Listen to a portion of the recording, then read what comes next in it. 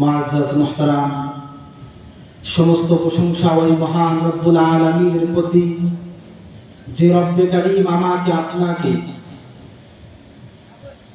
জান্নাতের বাগিচায় এসে বসে কিছু কথা বলা এবং শোনার জন্য যে রব্বে কারীম আমাকে আপনাকে সুযোগ করে দিলেন, সে রব্বে কারীমের উপর জবান খুলে ভক্তি সহকারে মুহাব্বত নিয়ে দিল থেকে আবেগ ভরে উচ্চ কণ্ঠে সমস্বরে একবার সবাই শুকরিয়া আদায় করি আলহামদুলিল্লাহ।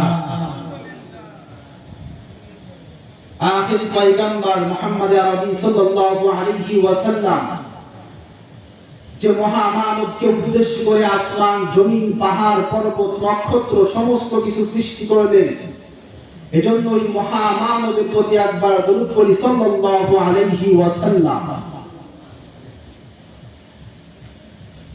বেশি বেশি করে শুকরিয়া আদায় করতে হবে।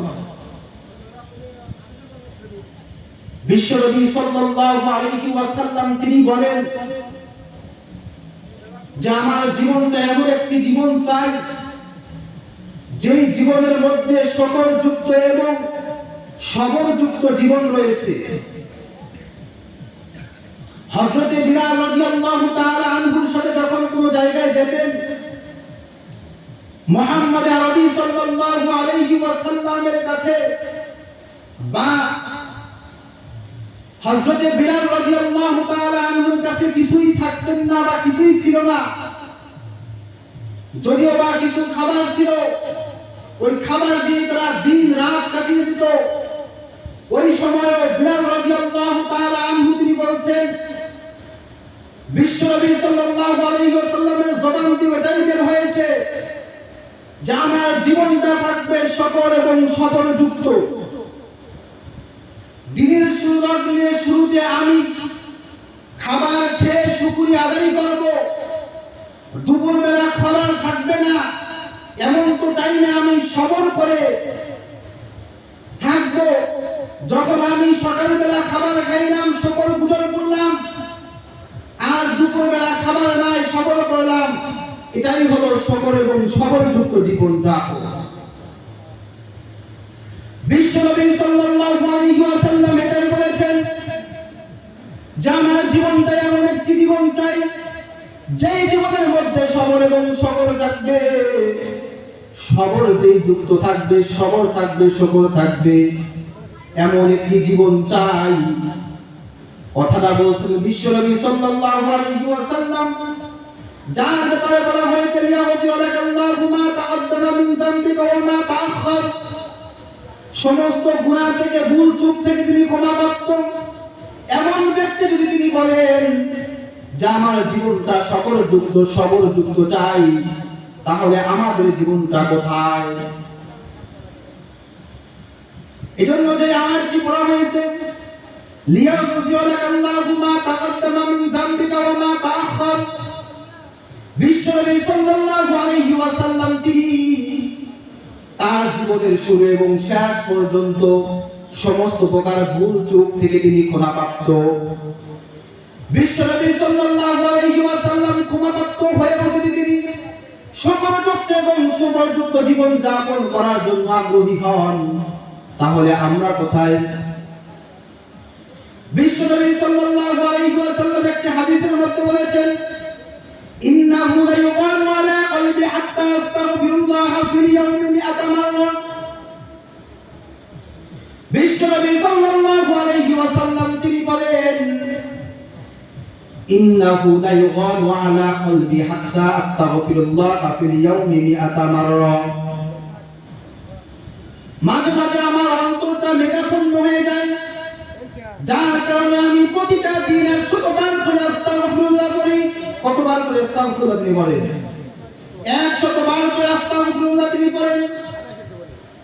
বিশ্বনবী সাল্লাল্লাহু আলাইহি ওয়াসাল্লাম যদি সমস্ত গুনাহ যদি ক্ষমাপ্রাপ্ত হয়ে থাকেন, তিনি যদি 100 বার করে ইস্তেগফার করেন, তাহলে আমরা কোথায়? এমন মার্জিত পরিশীলিত জীবনটার তিনি বক্তব্য শুনুন। বিশ্বনবী সাল্লাল্লাহু আলাইহি ওয়াসাল্লাম দিনে 100 বার করে ইস্তেগফার করতেন। এখন যদি আমরাও যদি চেষ্টা করি, আমরাও তো পারবো ইনশাআল্লাহ, পারবো না? আল্লাহ পাক আমাদেরকে 100বার ইস্তেগফার করার জন্য তৌফিক দান করুন।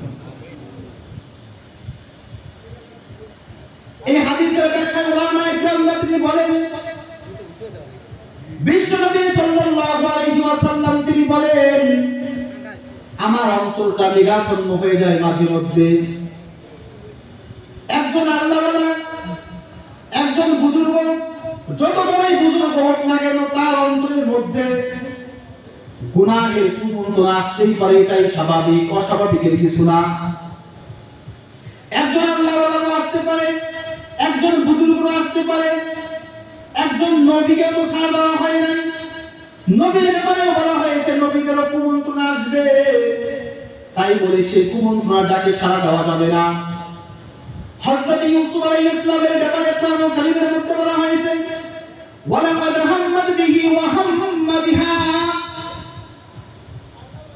হযরত ইউসুফ আলাইহিস সালামের ব্যাপারে তিনি বলেন, জুলাইখা যখন হযরত ইউসুফ আলাইহিস সালামকে চোখ ধাঁধিয়ে মেরে ধরেছে, গুনাহকে চোখ ধাঁধিয়ে মেরে ধরেছে, এমন তো সময় হযরত ইউসুফ আলাইহিস সালাম কিছুটা গুনাহের দিকে আগ্রহী হয়েছিল, কিছুটা দাবিত হয়েছিল। পরবর্তীতে হযরত ইউসুফ আলাইহিস সালাম সেখান থেকে চলে আসছেন। এজন্য বোঝা গেল গুনাহের কুমন্ত্রণা আসতে পারে, এটাই স্বাভাবিক, কিন্তু গুনাহের কুমন্ত্রণা আসলেই তার যাকে সাড়া দেব এটাই অস্বাভাবিক। একজন মানুষের নফসের মধ্যে খারাপ কুমন্ত্রণা আসতে পারে, এটাই স্বাভাবিক। বিশ্বনবী সাল্লাল্লাহু আলাইহি ওয়াসাল্লাম 100বার ইস্তেগফার করতেন। আমরাও যদি পড়তে পারি আমাদের মধ্যে কামিয়াবি আছে। বিশ্বনবী সাল্লাল্লাহু আলাইহি ওয়াসাল্লাম 100বার ইস্তেগফার করতেন। একজন আল্লাহওয়ালার ভিতরে কুমন্ত্রণা আসতে পারে, এটাই স্বাভাবিক, কিন্তু তার ডাকে সাড়া দেওয়া যাবে না। যখন আমরা তার ডাকে সাড়া দেব, তাহলে আমাদের এটা অস্বাভাবিক কাজ হয়ে যাবে। আল্লাহ পাক রব্বুল আলামিন আমাদেরকে দুটি রাস্তা দিয়েছেন, খারাপ রাস্তা এবং ভালো রাস্তা। কি আমাদেরকে দেয় নাই? ফারিকুম ফিল জান্নাহ ওয়া ফারিকুম ফিস সাইর। আল্লাহ পাক রব্বুল আলামিন জান্নাতের রাস্তাও দিয়েছেন, জাহান্নামের রাস্তাও দিয়েছেন। তুমি যে রাস্তায় যাইতে পারো তুমি যাও, সমস্যা নাই। এখন আমরা চিন্তা করলাম কোন মানুষ তোমাদেরকে দেখে না, আমরা যদি রাতের অন্ধকারে যদি একটা খারাপ কাজ করি, কেউ আমাদেরকে দেখবে না? কেউ আমাদেরকে দেখবে না। কিন্তু আল্লাহ পাক রব্বুল আলামিন তো তিনি আছেন, তিনি সব কিছু দেখতেছেন, সব কিছু রেকর্ড করতেছেন। আমরা যাহা কিছু বলি সব কিছু রেকর্ড করার জন্য দায়িত্ববান লোক আছে। কালো পাহাড়ের উপরে যদি অন্ধকার রাত্রে যদি অমাবস্যা রাত্রে যদি কালো পাহাড়ের উপর দিয়ে ছোট্ট একটি পিপি লাগা পিপিলিকাও যদি যায়, সেটার খবরও কিন্তু কে জানে? আল্লাহ পাক জানে। এজন্য আমি আপনি যদি চুরি করব, খারাপ কাজ করব, এটা আল্লাহ তাআলার কাছে রেকর্ড হয়ে থাকবে। এজন্য খারাপ কাজ থেকে বাঁচতে হবে, সদা সর্বদা ইস্তেগফার করতে হবে। আর ইস্তেগফার যুক্ত, সবর যুক্ত, শকর যুক্ত জীবন যাপন করার জন্য আমাদেরকে তৌফিক দান করুন। সদা সর্বদা চলতে হবে শকর যুক্ত, সবর যুক্ত। গুনাহের কুমন্ত্রণা আসবে, এটাই স্বাভাবিক, সবারই আসছে। নবী পর্যন্ত ছাড় পান নাই। এটা আল্লাহওয়ালা আসতে পারে, বুজুর্গরা আসতে পারে। আমরা তো এক আল্লাহওয়ালার বুজুর্গের সংস্পর্শে গেলেই আমরা মনে করি যে আমরা কিনা হয়ে গেলাম, সমস্ত গুনাহগুলো আমাদেরকে মাফ করে দিয়েছে, এখন আমাদের জান্নাতের টিকিট আমাদেরকে বিক্রি হচ্ছে, এখন আমরা জান্নাতে যাব, এটা আমরা ভাবি। আসলে তাই না। গুনাহের কুমন্ত্রণা আসবেই স্বাভাবিক, কিন্তু তার ডাকে সাড়া দেওয়া যাবে না।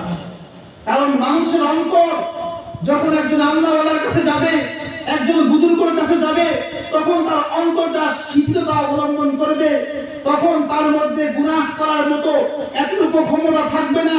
কিন্তু এমন একটা সময় আসতে পারে তখন এই গুনাহটা করার জন্য আগ্রহী হয়ে যাব। কারণ এখন আমরা বসে আছি জান্নাতের বাগানে, আমাদের মনটা একটু হলেও নরম, কিন্তু এমন একটা সময় আসবে আমাদের এই গুনাহটা আঁকড়ে ধরবে, আকর্ষণটা আসবে, তখন এই সমস্ত এই শিথিলতা তখন আর কাজ করবে না। কারণ মনটা কিছু কিছু সময় চুপ হয়ে থাকে, নীরবতা পালন করে আল্লাহ ওয়ালাদের সোহবতে গেলে, কিন্তু তাই বলে এমন নয় যে একদম নীরবতা পালন করবে, কোনো সময় সে রাগান্বিত হয়ে যাবে না, এমন না।